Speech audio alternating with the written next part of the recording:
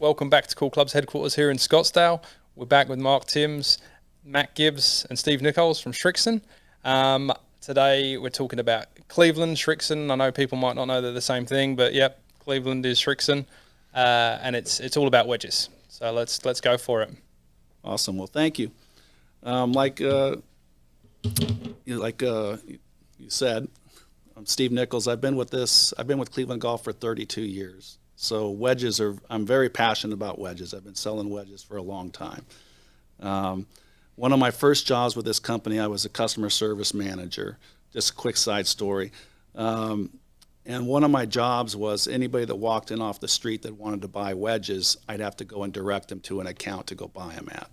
So I got a call from the receptionist, said, there's a gentleman down here that wants to get some wedges. So I go, I'll be right down. So I go down the stairs. And granted, this was 1991, by the way, okay?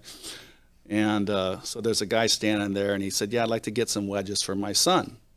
I said, okay, Roger Dunn, Seal Beach is right down there. You go down Seal Beach Boulevard, make a right. They got all of our wedges in stock. He goes, you don't understand, my son's Tiger Woods. And I'm a baseball player. I wasn't really a golfer at that time. I go, well, Roger Dunn Golf Shop is right down the street. And this gentleman, he says, is Roger here? And I said, yeah, he's right upstairs. He said, can you tell him Earl Woods is here to see him? I said, sure. So I go upstairs. I knock on Roger's door. Hey, what's up, Steve? I said, there's an Earl Woods downstairs that wants to get some wedges for his son, Tiger. And he leaps over the desk. And you didn't know? I didn't know. No, okay. He was 13 years old. In my head, I'm trying to do the maths. I'm like, what was going on in 1991? Right. Well, so, 13, but he was he was a big-time amateur in Southern California, Right. and that's where the office was. And I grew up playing baseball. I'd only been golfing, for a year at that point. And so anyways, my cubicle at the time overlooked the factory, and Roger was out there with him for 4 hours. He had his tie over his shoulder, and he's grinding wedges all morning long. And Earl walks out of there with a bushel, like Santa Claus, of wedges, okay? And so I was going downstairs to lunch, and Roger was coming up. He's all sweaty. And I said, Roger, I go, you got to tell me, who is Tiger Woods? And he poked me on the chest, and he said, that's the next Jack Nicklaus' son. Don't ever forget that name. Oh, wow. That's a great story. That's a pretty great story, yeah. I'm glad you didn't hold that one back. So there you go. Awesome. No, we all started playing Cleveland wedges at some point in time, right? 588 was 588. I had the 588. Everything is based on these days, basically. Yeah, one of the finishes that we'll talk about was directly influenced by Tiger Woods, which was the raw finish. We used to call it the 588 raw, which was the Tiger. Right. RAWROAR. Yeah, that's how we called it internally, but we called it the 588 RTG, raw tour grind. And he used to say, look, I don't want any paint fill, I don't want any chrome, just shave the gate off, do a little grinding, and give it to me. It would just rust if you looked at it cross-eyed. Right. And but the people loved that. I used to get fielded all the calls from people saying, hey, I saw this rusty wedge in Tiger's bag, I want one. And we're going, well, we don't want to sell those because they rust and this and that. And they're going, well, that's what we want. It's going to spin more. And so finally we just decided, hey, why don't we try to sell these things? And we actually did. We ended up charging more money, and it cost us less. Yeah, well, that's the same in the industry now, right? Everyone does the same thing. A raw wedge, which hasn't been plated or anything done to it, costs more than the it's tour. Well, there's a little more handling with it because you got to make sure it doesn't rust before it gets to the It's floor. tour authentic, and so. Well, some of the irony behind it spins more. Right. Is also not true, and you're going to probably tell us about some technology that evidences that in a second, right? Years and years ago, a bazillion years ago, we used to actually take them and strip the chrome off of them. Right. For guys, tour players and whatever, back in Connecticut, way long ago. Yeah. Way ahead of its time. Yep. For sure. So what's the name of the new model? So the new model is RTX6, RTX6 ZIPCORE, and some of the, we'll have the Tour Satin, Black Satin, and Tour Rack or Raw Wedge are the three finishes. And just before, because I know this is going to be a bit confusing, this is going to come out on embargo lift date, which to my knowledge is going to be January 9th this year. Correct. The Tour Satin will launch first. We'll launch that on January 20th, and the other two models will be on March 1st. Okay, perfect. Just wait for the boat to land, right? Exactly. Yeah. Yeah. Right. We'll be allowed in maybe. But, you know, some of the key technologies of the RTX6 is you hear the word ZIPCORE a lot. Yeah, Okay? I really want you to clear this up because I think Yeah. people think it's something to do with grooves, and I know that it's, Yeah, it's zip, a different. Zip must spin, you know, must spin more because Right. it's called ZIPCORE. But not. It's actually, it's an aluminum silicate material that we put inside the hosel, which saves us a lot of weight. Traditional blade wedges are very long and heavy. They have long and heavy hosels. Right. And what that does is it brings the center of gravity closer to the heel. That's why when you look at some of the tour players' wear marks on their wedges, they're always heel biased because that's where they get the best performance.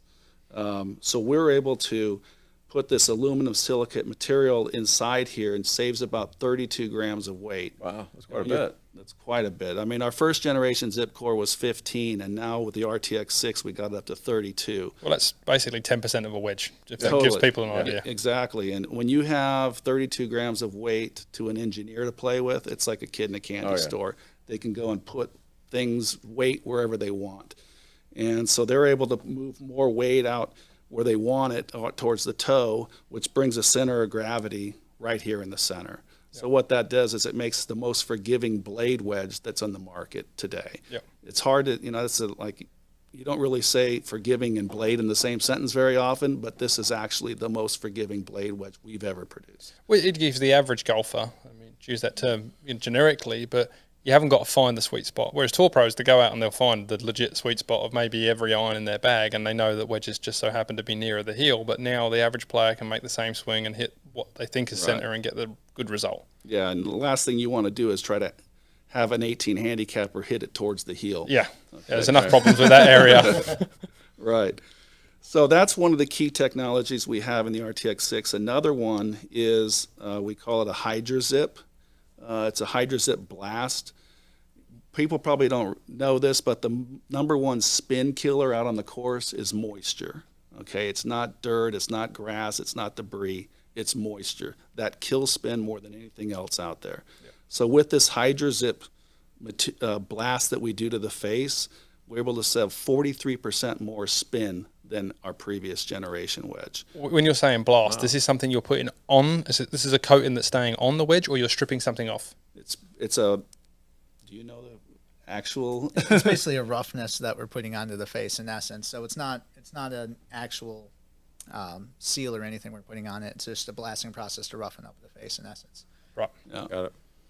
So, but that's huge. When you're talking 43% more spin lot. in wet conditions, that's Yeah. a lot. That's 10 generations of improvements, you know, to an engineer Yes. to do that. So I'm sure this is something that we're going to be using for all of our future generation wedges and even irons going into it. So that's a key selling feature or a key feature for the wedge. And then also, what else do you want a wedge to do when you hit it? You want it to feel good, you want it to be forgiving, you want it to spin.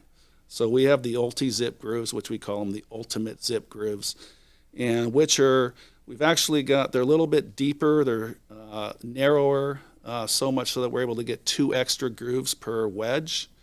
And if you remember what happened back in 2010 of the groove rule Change change, that out, yeah. you know, so manufacturers have been struggling to get back to where we were in 2010, and this is the first wedge to get there out of the rough. Isn't that ironic that they put a rule in place and it just took 13 years to figure it out, and now you're back? Yeah, there you go. So that's pretty much the key, the differences between the RTX6 and our current model. Yeah. But one thing I would like to say about the heritage of Cleveland golf, and that I think Cleveland, you know, we eat, breathe, and drink wedges. That's all we do. Okay, Right. We think about wedges 24/7. We have more people in our engineering or R&D department designing and bringing wedges to market than any other company out there. You know, even when I always like to start out a presentation, you know, to a golf pro or whoever I'm selling to. As I said, you know, when I say the word, and I'm not saying anything bad about our competition, but when I say the word Titleist, what's the first thing that comes to your head? Usually it's golf balls. Yeah. Okay. Right. And when I say the word Callaway, what's the first thing that comes to your Drivers, head? probably. They go drivers. Yeah. And I go, when I say the word Cleveland, what's the first thing that comes to your head? They go wedges. I would agree with that. You definitely dominated that for a million I years. go, and then I go, well, that's the top 3 selling wedges in the market today. Who do you think puts more time, effort, and money designing wedges between those 3 companies? Yeah. Yeah, makes sense. And and for me, we touched on it in the iron episode. You said, Srixon irons, we've got cult following. Well, there's no more cult following than a Cleveland wedge. You say Cleveland to anyone who's played golf for the last 40 years, it feels like they're going to know who Roger Cleveland is and where that whole thing came from. Right. And and that's another thing we do is we don't make one wedge and say this fits everybody. We make a family of wedges. We started with a Smart Soul wedge, which is a real game improvement wedge. It's basically our wedge with training wheels. Yep. So it's for that recreational golfer, new golfer, ladies golfer that just needs help getting the ball in the air. And then we come out with a CBX wedge, which is the true cavity back wedge for that kind of mid to higher handicapper. And then we've got our blade wedges for, the serious golfers. And I use it like that. So when I fit your products, often, in no way do I advocate this as how you fit. But when people have Srixon in the irons, they often want Cleveland in the wedges. I think it's really nice that you offer all those options because I think the 4 and then the Smart Soul line up together. The 5 matches up nicely with that CBX or the RTX series. And then if you're in the 7 or the blade, you're going to go into the RTX and love it. So it's a really good combination. And I have great success with that CBX wedge. When you go from sometimes, when your irons are really quick off the face in the ZX5 series, it's really hard to go to a straight bladed wedge because they're getting so much power off the face. It's really nice to have that CBX there, which is a cavity back feel and maybe a little bit hotter off the face, if you agree with that, than a regular wedge in a 50 degree. Well, people don't realize, 93% of all the irons that are sold are cavity back, game improvement irons. Yeah. Why is That's that? crazy. I had no idea that was that high. We probably could have figured that out. 93%, did you say? 93% are using cavity back irons. On tour. No, in the general public. Cavity back wedges. I'm talking about, 93% of all golfers are using cavity back irons. Right, yes. Okay. Yeah. Did I say wedges? No, I don't know. I heard wedges in my head and I'm like, damn, that's a lot of cavity back wedges. I go, but only 13% of all wedges sold are cavity back. Oh yeah, I definitely agree with you there. If you're looking at high handicap, players and stuff, and game improvement irons, to go to a blade wedge makes no sense at all. Yeah. So and very few companies focus on that. Most of the companies don't even offer a cavity back wedge at all. Right. Which makes they say, well, if you're a high handicap, just play the one that goes with the set.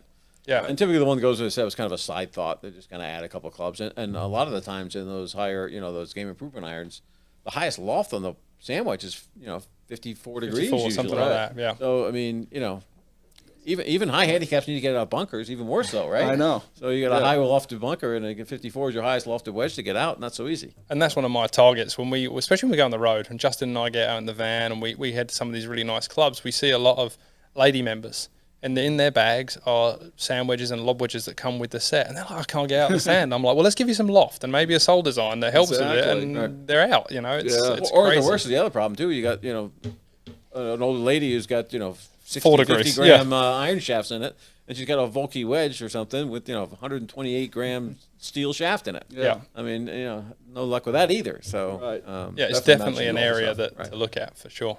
Yeah, but one thing about this Smart Soul wedge, it's another fun fact. It's really only 3 lofts. It's kind of a wedge system for beginner golfers, recreational golfers that just need help getting it out of bunkers or over water or whatever. And but we make it in a 58 degree sand wedge. We make it in a 42 degree chipper. Okay. And then a 50 degree gap wedge. So it's basically anything that a higher handicap or recreational golfer would need. My wife has an S sand wedge and a C for chipper, and she calls it her cheater S and cheater C. She goes, should I use my cheater S on this shot or my cheater C? I go, is there a bunker in front of you? No, use the C. Okay, but that's exactly what they need. They just need help, And in at demo days and wedge clinics, we sell more of these than anything else, and it's just because they're so easy to hit. And like I said, it was like our wedge with training wheels. And especially out of a bunker and stuff. It's so easy. Just slap it into the ground and you still get out. Yeah. 4 years ago, a fun fact, we sold so many of these that if it was its own wedge company, it would have been number 4. Oh, that's crazy. Really? Yeah. Wow. So, yeah, our number 1 selling SKU last year or 2 years ago, you would think maybe black satin 56 degree RTX. Right. Yeah. No, it was a 58 degree graphite shaft. That was our number 1 That selling makes sense, SKU. actually. Yeah. Tell us, while you're talking about the colours, I know I get a lot of questions about this because every brand nowadays kind of has a colour scheme to their wedges. Is there any advantage or disadvantage to the colour? Well, I mean, if you play in bright sun all the time, you will get some glare on a tour satin wedge. We do sandblast the face. I was going to say, most people blast the edge and top line maybe sometimes. So you don't get that, but you might get a little bit glare on the toe or the heel. The black, obviously, you're not going to get that. And I think the black is really good because it really frames the ball between, from the heel and the toe.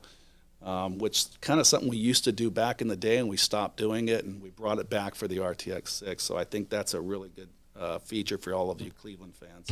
And then this is the raw wedge. This is the one that's this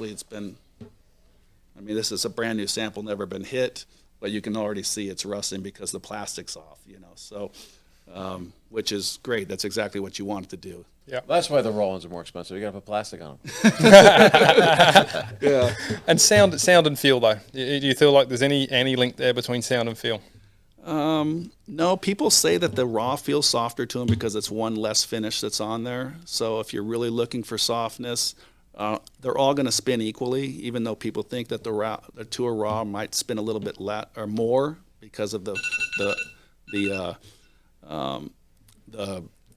rustiness. They always think that the rust causes friction, but it really doesn't. Do you still put the ZIPCORE? Sorry, is it ZIPCORE? The HYDRAZIP, sorry, on the HYDRAZIP on the raw. On the raw, we put it on all 3 finishes. Yes. Okay. Great. So, awesome. Well, I know who to call if I need any questions about Cleveland wedges. Thank you. I really appreciate you boys coming and spend some time talking about that. And the next one is going to be golf balls. Sweet. Thank you. Thanks, guys. Awesome.